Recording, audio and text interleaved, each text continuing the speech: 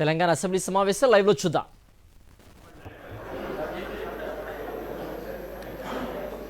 I request the Deputy Chief Minister, Finance and Planning Energy to present the annual financial statement, budget for the financial year 2025-26.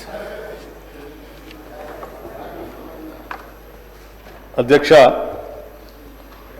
తమరి అనుమతితో 2025-26 ఆర్థిక సంవత్సరానికి గాను వార్షిక ఆదాయ వ్యయ పట్టిక బడ్జెట్ను సభలో ప్రవేశపెడుతున్నాను.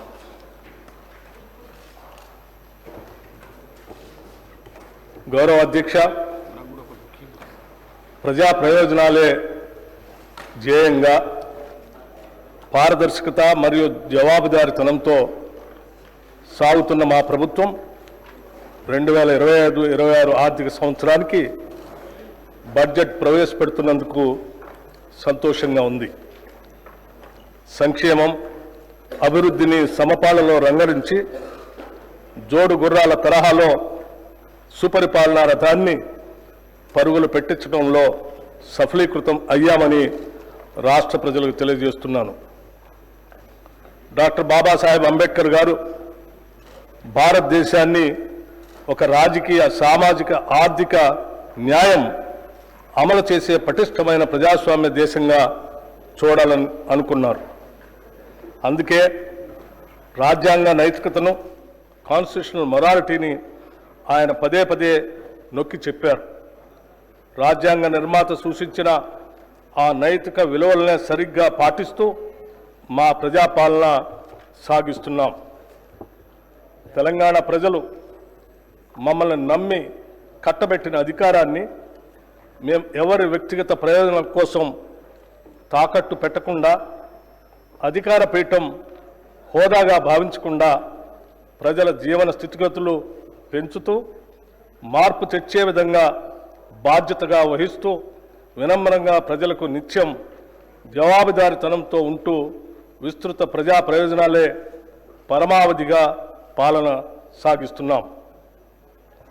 దశాబ్ద కాలం పాలనా వ్యవస్థల విధ్వంసం, ఆర్థిక అరాచకత్వంతో కూడిన పాలనతో ఛిద్రమైన తెలంగాణ పాలనా ఆర్థిక వ్యవస్థల్ని గాడిలో పెడుతూ తెలంగాణ తాత్కాలిక, దీర్ఘకాలిక ప్రయోజనాలు, లక్ష్యాలను దృష్టిలో ఉంచుకొని మా ప్రభుత్వం నిరంతరం పనిచేస్తుంది. నిజం కూడా ప్రతిరోజు ప్రచారంలో ఉండాలి. లేదంటే అబద్ధం నిజంగా మారి రాష్ట్రాన్ని, దేశాన్నే కాదు ప్రపంచాన్ని కూడా నాశనం చేస్తుంది. ప్రభుత్వం చేసే ప్రతి చర్యలో శంకిస్తూ నిరాధారమైన విమర్శలు చేయడమే కొందరు పనిగా పెట్టుకున్నారు. సోషల్ మీడియాలో, సొంత పత్రికల్లో అబద్ధపు వార్తలతో ప్రజలను మోసం చేస్తున్నారు. ఇటువంటి విమర్శలను సమర్థవంతంగా తిప్పికొడుతూ వాస్తవాలను ఎప్పటికప్పుడు ప్రజలకు తెలియజేయటం మా బాధ్యత. నిజం ప్రజలకు చెప్పకపోతే స్వార్థపరులు ప్రచారం చేసే అబద్ధాలే నిజాలుగా భ్రమించే ప్రమాదం ఉంది. అందుకే ఎప్పటికప్పుడు సత్యాలను ప్రజల ముందు ఉంచుతూ ముందుకు సాగుతున్నాం. రాష్ట్ర ప్రయోజనాల దృష్ట్యా సమాఖ్య స్ఫూర్తిని మా ప్రభుత్వం కొనసాగిస్తుంది.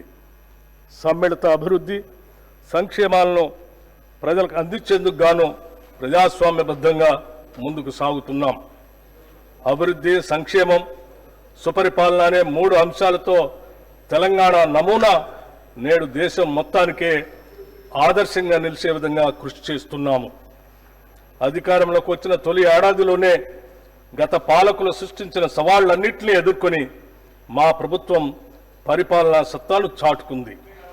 అయితే అదే సమయంలో లోక్సభ ఎన్నికలు రావడంతో ఎన్నికల నియమావళి అమల్లో ఉన్నందున అభివృద్ధి పనులకు కొంత విరామం ఏర్పడింది. తెలంగాణ రాష్ట్ర దీర్ఘకాలిక అభివృద్ధి లక్ష్య సాధనకు మా ప్రభుత్వం కట్టుబడి ఉంది. గౌరవ ముఖ్యమంత్రి శ్రీ రేవంత్ రెడ్డి గారి నాయకత్వంలో తెలంగాణ రైజింగ్ 2050 అనే ప్రణాళికతో మా పాలనని ముందుకు నడిపిస్తున్నాం. ఈరోజు మన రాష్ట్ర ఆర్థిక వ్యవస్థ పరిమాణం $200 బిలియన్. రాబోయే 10 ఏళ్ల కాలంలో దీన్ని 5 రెట్లు అభివృద్ధి చేసి $1,000 ట్రిలియన్ వ్యవస్థగా రూపాంతరం చెందే దిశగా మా కార్యాచరణ ఉంటుంది. హైదరాబాద్ మహానగరంలో రవాణా మౌలిక సదుపాయాల విస్తరణ, పర్యావరణ పరిరక్షణ మరియు సాంకేతిక అభివృద్ధి ప్రధాన అంశాలుగా అంతర్జాతీయ స్థాయిలో ఒక గ్లోబల్ సిటీగా తీర్చిదిద్దేందుకు మాస్టర్ ప్లాన్ను తయారు చేస్తున్నాం. దీనిలో భాగంగా హైదరాబాద్ని కాలుష్యరహిత నగరంగా తీర్చిదిద్దడానికి మూసీ నది పునరుద్ధరణ ప్రాజెక్టుని ప్రారంభించాం. ఆధునిక సాంకేతిక పరిజ్ఞానంతో పాటు క్లీన్ ఎనర్జీ, సుస్థిర అభివృద్ధితో తెలంగాణ రాష్ట్రాన్ని అగ్రగామిగా నిలబెట్టేందుకు మెగా మాస్టర్ ప్లాన్ 2050ని రూపొందించాం. దీనికోసం సౌర, పవన ఇంధన ప్రాజెక్టుల స్థాపనను ప్రోత్సహిస్తున్నాం. ప్రతి పౌరుడికి మెరుగైన వైద్యం అందించడానికి, ఆరోగ్య సేవలను మెరుగుపరచడానికి మెడికల్ కాలేజీల ఏర్పాటుకు భారీ స్థాయిలో కేటాయింపులు చేశాం. సమాజ పురోగతికి కీలకంగా మారిన విద్యా వ్యవస్థను పటిష్టపరచడంతో పాటు డిజిటల్ విద్యను పెంపొందించి పాఠశాలలకు మౌలిక సదుపాయాలను కల్పించాం.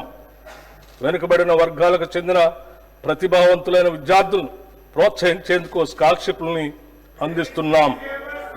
రైతుల సంక్షేమమే ప్రాధాన్యంగా పనిచేసే మా ప్రభుత్వం రాష్ట్ర రైతాంగానికి ఎప్పటికప్పుడు స్వల్పకాలిక, దీర్ఘకాలిక సహాయాన్ని అందిస్తూనే ఆధునిక వ్యవసాయ విధానాలను ప్రోత్సహించేందుకు సబ్సిడీలు, ప్రత్యేక ఇన్సెంటివ్లని అందిస్తుంది. మార్కెట్లో సరైన మద్దతు ధర అందేలా చర్యలు తీసుకోవడంతో పాటు మార్కెట్ యార్డ్లో రైతుల కోసం అనేక సదుపాయాలు కూడా కల్పిస్తున్నాం. నీకు కనిపించిన బలహీనుడైన నిరుపేద ముఖాన్ని గుర్తు తెచ్చుకో. నువ్వు తీసుకున్న చర్య అతనికి ఉపయోగపడుతుందో లేదో అని నిన్ను నువ్వు ప్రశ్నించుకో అని మహాత్మా గాంధీ గారు చెప్పిన మాటలు, వారి మాటలే మాకు స్ఫూర్తి మంత్రం. నిరుపేదల కోసం, బలహీన వర్గాల కోసం మేము తీసుకున్న ప్రతి చర్య వెనుక ఉన్న ఆలోచన ఇదే. అభివృద్ధి ఫలాలు సమాజంలోని చిట్ట చివరి వ్యక్తికి చేర్చే లక్ష్యంతో అభివృద్ధి మరియు సంక్షేమ రంగాలకు తగినన్ని నిధుల్ని ప్రస్తుత బడ్జెట్లో ప్రతిపాదిస్తున్నాం. ప్రపంచ ఆర్థిక వ్యవస్థల్లో వేగంగా వస్తున్న మార్పుల ప్రభావాన్ని సమర్థవంతంగా ఎదుర్కొంటూ తెలంగాణ ఆర్థిక వ్యవస్థ స్థిరమైన వృద్ధిని సాధిస్తుంది. 2024-25 ఆర్థిక సంవత్సరంలో తెలంగాణ స్థూల రాష్ట్ర ఉత్పత్తి ప్రస్తుత ధరల ప్రకారం 16,12,579 కోట్ల రూపాయలు. గత సంవత్సరంతో పోలిస్తే వృద్ధి రేటు 10.1% నమోదైంది. ఇదే సమయంలో దేశ జీడిపి 3,31,03,215 కోట్ల రూపాయలు కాగా వృద్ధి రేటు 9.9% ఉంది.